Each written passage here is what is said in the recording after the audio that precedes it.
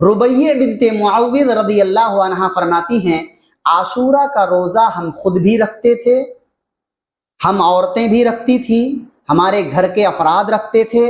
حتیٰ کہ وَنُصَوِّمُ صِبْيَانَنَا، ہمارے چھوٹے چھوٹے بچے،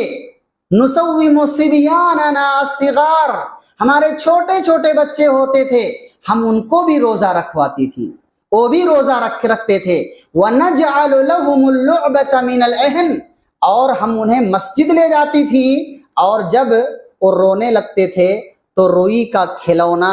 رکھتے تھے اپنے ساتھ، اور وہ کھلونا انہیں دے دیتے تھے تاکہ افطار کے وقت تک وہ وقت پورا کر سکیں، ہمارے ساتھ افطاری کر سکیں۔ یہی ہماری مشن ہونی چاہیے، چاہے وہ رمضان کا مہینہ ہو یا نفلی روزے کا مسئلہ ہو،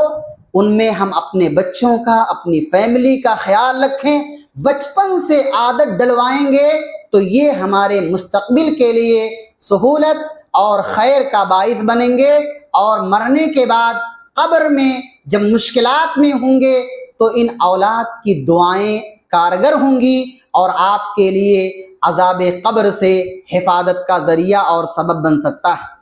یہ چند باتیں تھیں اسلامی نقطہ نظر سے ماہ محرم اور عاشورہ کے دن کی، یہی حقیقت ہے بس۔